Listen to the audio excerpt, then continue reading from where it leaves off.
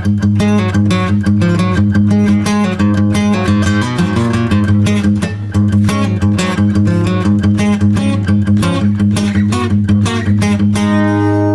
Miss Dangerous is in the house. Keith, welcome back. What a great week with my wife, Shemane. Shemane, I love you more now than ever. We have a saying at the Nugent house. It's ILUO. I love you only forever. Oh, F. You forgot the F. ILUO. Close enough, right? You know, what a great week we've had. We started talking about Don Lemon, and because a woman was a certain age, she wasn't in her prime. I mean, honestly, Shemane, you're 60, and everything that you've talked about, your common sense, you're up to date with current issues, your fitness, your food, your hunting. If you're not in your prime, you would have been extremely dangerous if you had a bigger prime and better prime than this. But all right, we promised our listeners, Shemane, that you were going to give them something new about Ted Nugent. And I'm going to give you a plug right now before you do it. Married to a Rock Star.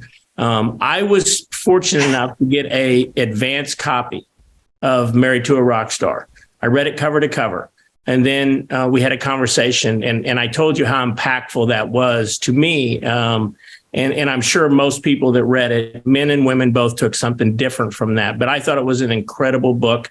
You're a very talented writer, and you've had the fortune or lack thereof to spend the better part of your life with the craziest human being on the planet, makes the best music, most patriotic guy I know, really my closest friend, Ted Nugent. And so now what we're hoping is that you will go a little behind the stage curtain and tell our listeners something about Ted Nugent that maybe he wouldn't want them to hear and they don't know.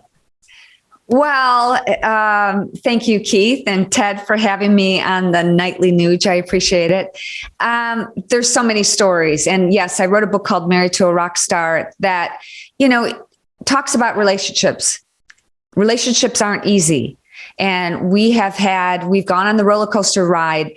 And Ted was really the one that, really fought for this relationship the most, because there have been, things that have happened in our relationship and marriage and in other marriages too. It's not just the rock and roll industry, but they are difficult times, and you have to choose to want to make it work. You can choose to make it work with anybody, and it isn't always easy.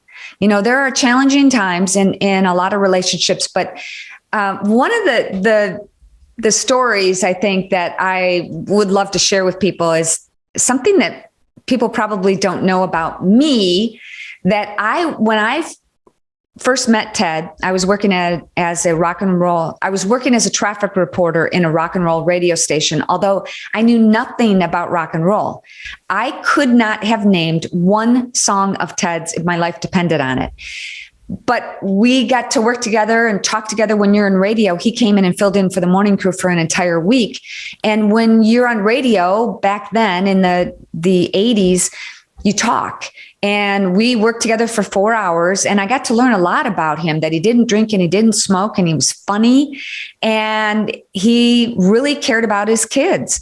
And I thought, wow, that's interesting. I have to go to the rock and roll industry to find somebody who doesn't drink and smoke and who is a family man.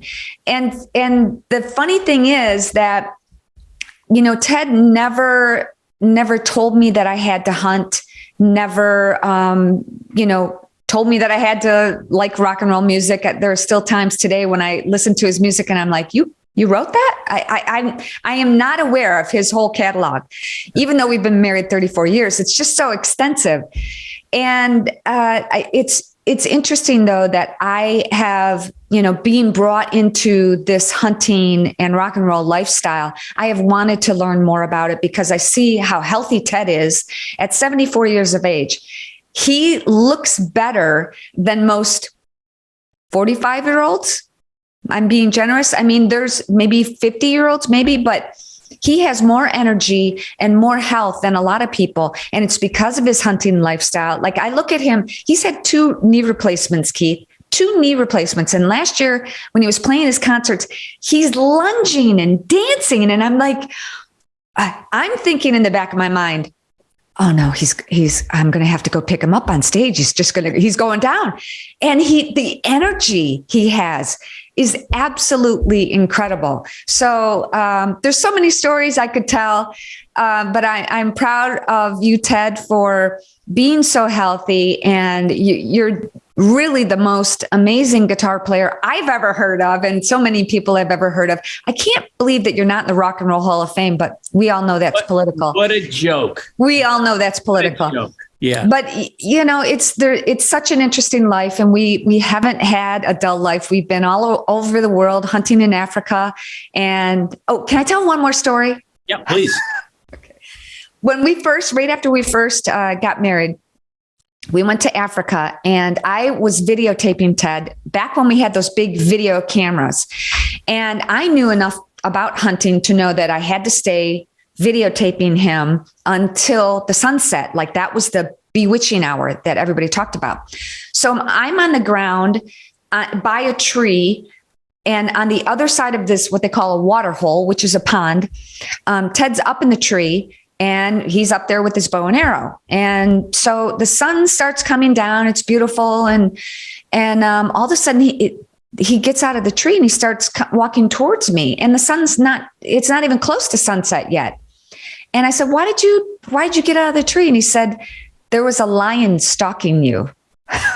So I was watching a female lion literally crouching like you see in the videos and on Discovery Channel, and what we saw live in South Africa along the Limpopo River. There was a female lion. I was carrying a Smith & Wesson Model 2944 Magnum at the time, which I carried religiously everywhere.